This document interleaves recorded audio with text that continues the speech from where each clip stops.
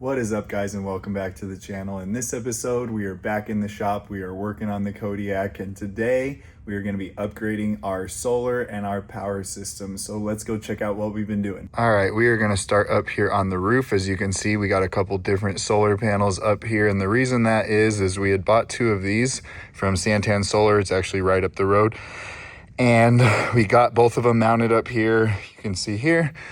And for whatever reason, this one was having an issue. So I went ahead and removed it, went back to Santan Solar. They were sold out of this size. So ended up getting this one. This is a 380.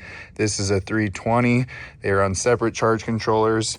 You can see they run to those ports and drop down. Let's go down and I'll show you how it's all wired inside. We are going to utilize this space, probably put 400 watt panels in the future, but we're going to test out having this and our portable setup and see how we do. All right, so you can see here, this is where the solar cables pop down behind the microwave.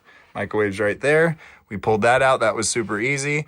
And they run out this way and they pop into this section and drop down and pop through here. This is where we get access to all of our showers, water and drain and everything. And the solar cables follow all these wires and pop through here, which ends up being right here inside, which is right behind the oven. That was actually super easy to pop out. It's just disconnecting that propane line, make sure it's off. They go into where the batteries used to be in here. The batteries are not there anymore. If you guys have seen in a previous video, we installed that Renogy DC to DC. That's 60 amps off the alternator of the truck. And then the other side is a portable solar port that goes right here where I can put a 200 watt portable panel out. We do have this Renogy 2000 watt inverter that we installed as well. And we're outside again in that battery box where we used to have 200 amp hour LiTime batteries. Well, we added two batteries. We'll show you guys that setup in a second. So I wanted to utilize this space for junctions for the power and the ground. And then we have our two charge controllers. And what's nice is I can add more charge controllers in here if I wanted to in the future to add more solar. So for now, I mounted the batteries here. This is where we keep our Bluetti portable unit that we plug the camper into. And we actually really love that unit. But this is going to kind of be our energy box for now. If I ever decide I want to move these, I have room in this bin right here to be able to put them there if I want to, and I have enough cable to run it all the way there, but have them all linked together. There's 1/aught cable running up to the junction box in there. And what I also did is I built this because this is kind of a waste of space. And it kind of needs to fit in here. There we go. So that's shelving. It protects the top of the batteries, and I can utilize the space above the batteries right there. All right, so this is what this box kind of looks like when we go to drive. I have this extension cable that can plug into this 30 amp plug. They all come out right there, and it can connect into the camper. There's a 2200 watt inverter in here, 160 amp hour battery. So between the 400, 560, that's our storage for batteries. We do also have the onboard Onan generator. You can see it's kind of up in there. It is all wired into the camper, into the transfer switch. And so, you know, worst case scenario, we can always flip that on to run the air conditioner, charge up the batteries, you know, etc., etc.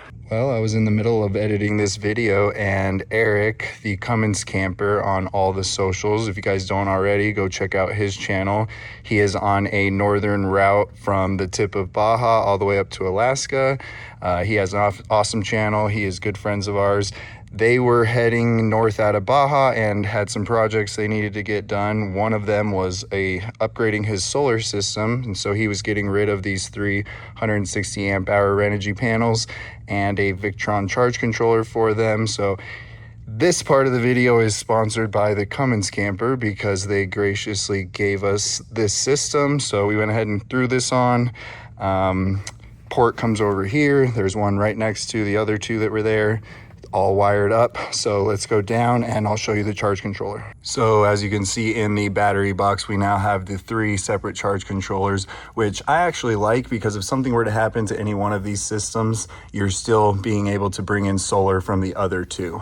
So we've already been on a couple trips with the front 2 big panels and we really haven't had any solar problems. We weren't really going to be in a rush to get those other panels on, but I'm really excited to go on some upcoming trips and test out the new system. We're going to have a total of 1250 watts on the roof. The Bluetti can do 350 watts, and then we can do a 200 watt portable on the side of the truck camper. I don't know if I've ever really talked about or shown my car hauler that I have. This is a 102-inch wide by 20-foot long PJ drive over fender car hauler. I have a storage box here, a bunch of straps. There is a small charge controller right in there. That solar panel, it can come off super easy, but it trickle charges the batteries on here. I have CO2, I have propane mounted, I have a jack, spare tire, a 13,000 pound open roads winch. But the coolest part are these 2 tanks. So that rear tank, I'm not actually sure how big it is. Can't remember how big either of these are. So this one is a water tank. I got a little water meter to hook up to the hose. So when I go to fill this for King of the Hammers, I can figure out how big this water tank is. This one is actually a gas tank. This is an old race trailer. This is a rack that can actually be bolted to the front. You can still fit like a Raptor on here. The rack comes up and over. I don't keep it on there because I never really bring that much stuff. But these are super handy. This tank actually goes up here with a fuel line and a pump, and just like at the gas station, you can pump. This trailer is super sweet. We've towed Raptors that we've owned in the past. We had a Jeep. We went to Rubicon and Moab and did all that stuff. So this trailer has been with us for a long time and we love it. We are actually going to be taking the Lexus with us to King of the Hammers. Obviously the Kodiak's coming. Going to be bringing the little pit bike as well. And actually just picked up this 2019 ZL1, completely stock. So let me know if you guys would like me to include any of this kind of stuff on the channel. The GX is basically ready to go. We got a rigged tire swing, water, CO2, spare tire, gas, traction boards, 33-inch BFG MTs. We have a AccuTune King kit, Method 707s. Camberg upper control arms, all the Dr. KDSS goodies for the KDSS sway bar stuff, bumpers trimmed, steps are trimmed, some rock lights and some Baja designs up front. Just a simple build, but it's super comfortable, drives really nice, has a V8, so lots of power. Getting ready to head to King of the Hammers this week, so we'll be towing the flatbed obviously behind. You guys have seen this before, so we're getting all prepped here. This has worked really well, and I love having the WaySafe hitch so that when I load everything up, I can check my tongue weight. But that's gonna do it for this video, guys. Thanks so much for being here and following along. We really appreciate it. Drop your thoughts and comments down below. We'll see you guys in the next video. Later.